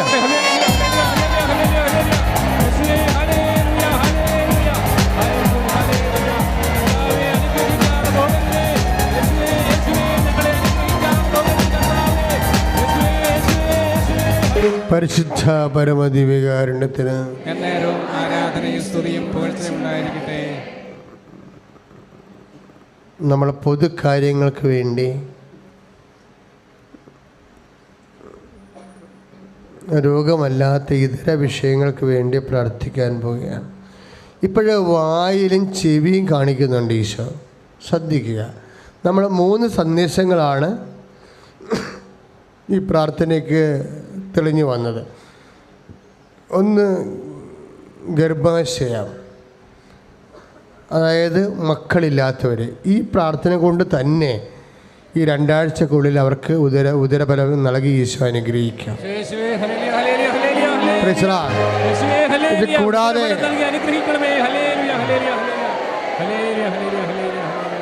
ഇത് കൂടാതെ വന്ന സന്ദേശം, അതായത് ഈ വാ പൊളിക്കുമ്പോൾ ഉള്ളിലേക്ക് കാണുന്ന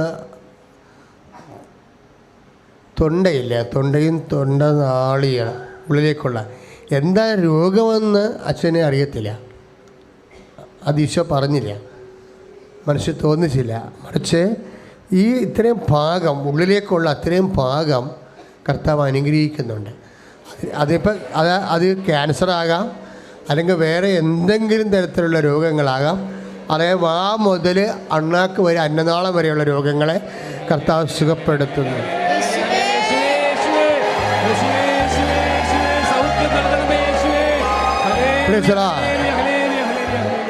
അത് കഴിഞ്ഞപ്പോൾ കണ്ട ദർശനം ചെവിയാണ്. 2 ചെവി, ഇടതും വലതും കണ്ടു. ഇടത് ചെവിയുടെയും വലതിൻ്റെയും 2 കാര്യങ്ങളിലൂടെ സംഭവിക്കാം. ഒന്ന്, ചെവിയുടെ ഇൻഫെക്ഷൻസ് മാറും. 2, ചെവിയുടെ പഴുപ്പ് മാറും. അതുപോലെ തന്നെ ചെവി കേൾക്കപ്പെടാത്തവരാണെങ്കിലും ഭാഗികമായ കേൾവിക്കുറവാണെങ്കിലും പൂർണ്ണമായി ഈശോ വ്യക്തികളെ സുഖപ്പെടുത്തുന്ന സുഖലിയ.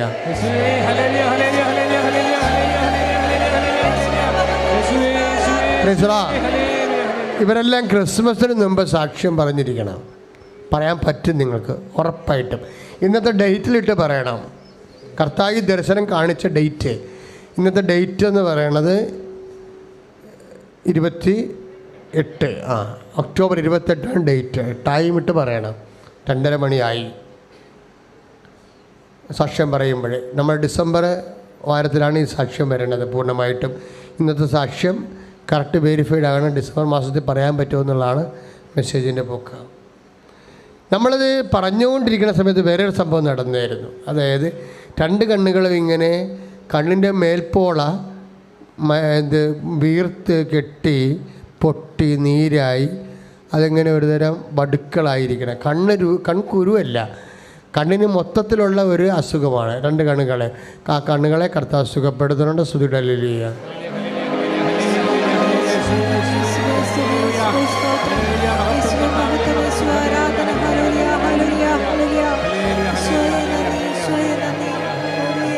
ശ്രദ്ധിക്കുക, നമ്മുടെ ശരീരത്തിൻ്റെ അരക്കെട്ട്, ആ അസ്ഥിപ്രദേശം, അതിൻ്റെ അസ്ഥികൂടം. ഈ അസ്ഥികൂടത്തിൻ്റെ അതെന്താണ് രോഗമെന്ന് വെച്ച് കഴിഞ്ഞാൽ എൻ്റെ ഉള്ളിലാണ് എൻ്റെ രോഗങ്ങൾ. അതിൻ്റെ ബലം കുറഞ്ഞിരിക്കുന്നു, ചിലപ്പോൾ ദ്രവിപ്പാകാം, ചിലപ്പോൾ വേറെ എന്തെങ്കിലും ബലക്ഷയങ്ങൾ ഡിസ്ലൊക്കേഷനാണ്, ചിലപ്പോൾ ഞരമ്പകത്ത് കയറി പിടഞ്ഞിട്ട് ഞരമ്പിൻ്റെ മരവിപ്പാകാം. ആ വ്യക്തികളെ സ്പർശിച്ചുകൊണ്ട് കർത്താവ് സ്തുതിയുടെ ഹല്ലേലൂയ.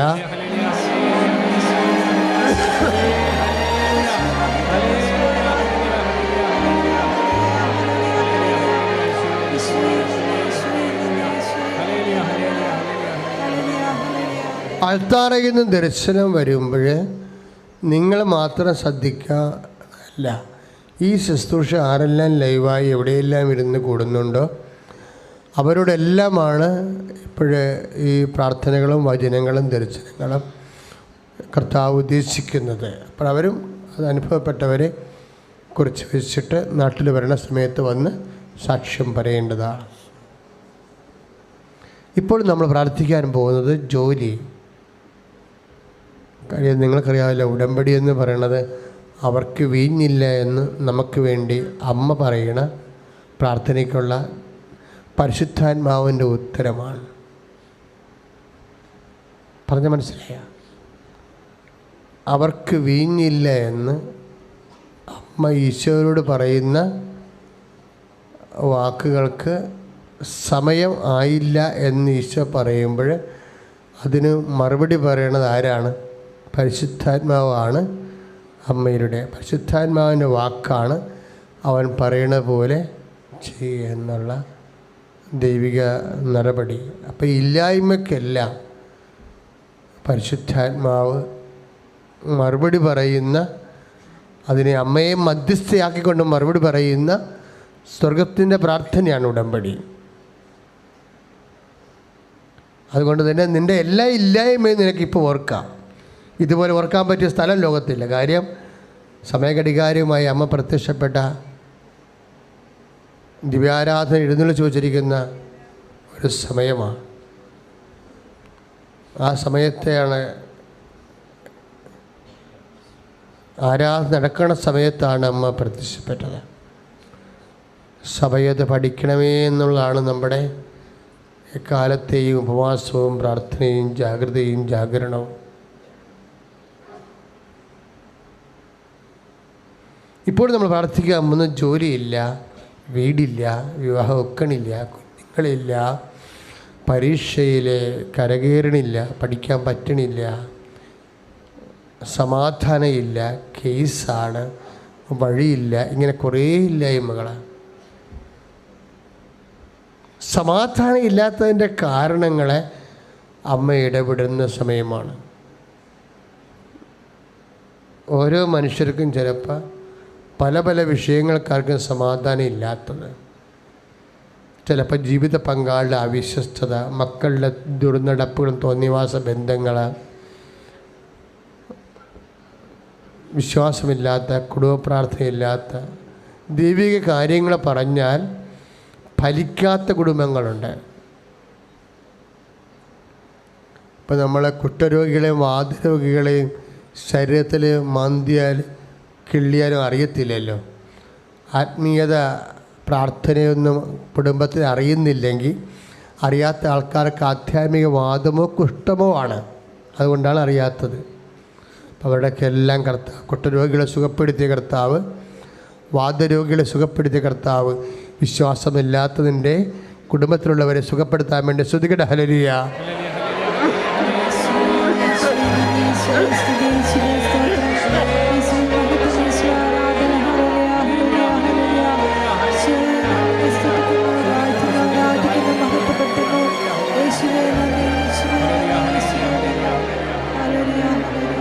Praise the Lord. വീണ്ടും നമ്മൾ ഉടമ്പടി വെച്ചിരിക്കുന്ന വിഷയങ്ങളാണ്. ഒരിക്കൽ കൂടി മാതാവ് വഴി പരിശുദ്ധ അമ്മ വഴി ഈശോയ്ക്ക് ഏൽപ്പിച്ച് പ്രാർത്ഥിക്കുകയാണ്. അതിൽ ജോലിയില്ലാത്തവരുണ്ടാവും, പരീക്ഷ പാസ്സാകാത്തവരുണ്ടാവും, വിവാഹം ഒത്തുവരാത്തവരുണ്ടാവും, മക്കളില്ലാത്തവരുണ്ടാവും, വീടില്ലാത്തവരും, സാമ്പത്തികമായ വിഷമം അനുഭവിക്കുന്നവരും, സാമ്പത്തികമായ മാർഗങ്ങൾ അന്വേഷിച്ച് നടപടി ചെയ്തിട്ട് അത് വിജയിക്കാത്തവരും, ഇങ്ങനെ പലതരത്തിലുള്ള പ്രയാസങ്ങൾ, സാമ്പത്തികമായി കടക്കാർ ഭീഷണിപ്പെടുത്തുന്നവർ, വിദേശ ജോലി നഷ്ടപ്പെട്ടവർ, ജോലിയില്ലാതെ വിസ ഇല്ലാതെ വിദേശത്ത് ഒളിച്ച് താമസിക്കുന്നവർ,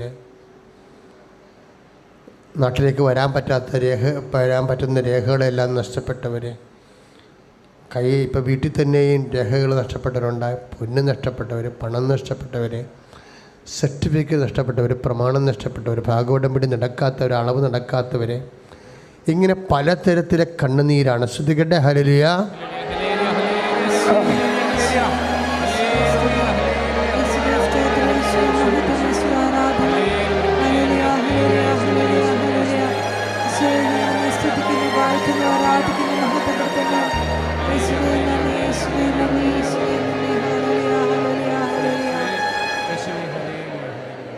നിറച്ച വസ്തുക്കളെടുക്കുക സന്തോഷത്തോടെ. നിങ്ങൾ സന്തോഷത്തോടെയാണ് ഇതെല്ലാം ചെയ്യേണ്ടത്. നിങ്ങൾ സന്തോഷിക്കുമ്പോൾ ദൈവത്തിന് തോന്നും നിങ്ങൾ ദൈവത്തിൽ വിശ്വസിക്കുന്നുവെന്ന്. പിന്നെ കാര്യങ്ങൾ എളുപ്പമാകും. നിങ്ങൾ മോന്തം കയറി നിൽക്കുമ്പോൾ ദൈവത്തിന് തോന്നും ദൈവത്തെ നിങ്ങളെ വലിയ വിശ്വാസമൊന്നുമില്ല, ഒക്കട്ടെന്നാന്ന് തോന്നും. അല്ല, ദൈവതിരുസന്നിധിയിൽ ഉണ്ടാകേണ്ടത് എൻ്റെ കർത്താവ് എന്നെ സഹായിച്ചില്ലേ പിന്നെ ആരെ സഹായിക്കാനാണ്? എനിക്ക് വേണ്ടി ക്രൂശിക്കപ്പെട്ടവൻ, അവനോട് ചേർത്ത് സമസ്തവും തരത്തില്ലേ, ജോലി, വീട്, വിവാഹം, ഇതൊക്കെ നിങ്ങൾക്ക് ആവശ്യമാണെന്ന് എൻ്റെ സർവ്വസ്നായ പിതാവ് അറിയണമെന്ന് പറഞ്ഞവൻ അമ്മ ചോദിച്ചാൽ തരാതിരിക്കുക. അതുകൊണ്ട് ആ ഒരു വിശ്വാസത്തെ സന്തോഷിക്കണം. നിറച്ച വസ്തു എടുത്ത് പിടിക്കും മക്കളെ.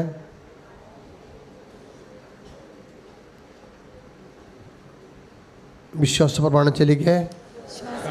Lord Jesus Christ, pour out His Spirit, the fire of Him, soak with the precious blood, and cast this Son of God, by God the Father, beautiful and everything, that the devices of our goodness will return, sweet as a trust and exploration spirits, and true Father. We bless Him, bring her to the peace and power of God, and the Catholic Church, the power of Jesus Christ, with the merits of the priest, bless the Lord. Praise the Lord. സമാപന ആശീർവാദമായിട്ടുണ്ട്. 2-3 അറിയിപ്പ് അച്ഛൻ പറയുന്ന പ്രധാനപ്പെട്ട അറിയിപ്പുകളാണ് അച്ഛൻ പറയണത്. ഒന്ന്, ഈ ഉടമ്പടി 90 ദിവസമേ ഉള്ളൂ കേട്ടോ. ഇപ്പം ചിലർ പറയത്തില്ല 1 കൊല്ലം ഉണ്ടെന്ന്. 1 കൊല്ലം ഇല്ല, 90 ദിവസമാകുമ്പോൾ ഉടമ്പടി കംപ്ലീറ്റ് ആവും. അതൊന്ന്. രണ്ടാമത്തത്, ഉടമ്പടി ഏതെങ്കിലും 3 മാസത്തെ കാർഡ് ഉണ്ടെങ്കിൽ നിങ്ങൾക്ക് ഉടമ്പടി പുതുക്കി കിട്ടും. യൂട്യൂബും ഫേസ്ബുക്കും സബ്സ്ക്രൈബ് ചെയ്യാത്തവർ സന്ധ്യയ്ക്കുള്ളിൽ അത് ചെയ്യേണ്ടതാണ്.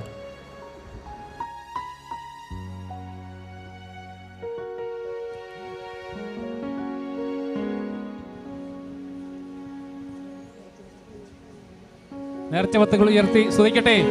യേശുവേ, യേശുവേ, യേശുവേ, യേശുവേ. നേർച്ച വസ്തുക്കൾ ഉയർത്തി സ്തുതിക്കട്ടെ.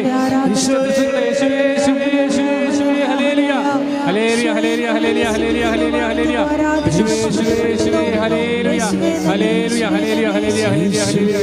യേശുവേ, യേശുവേ, യേശുവേ.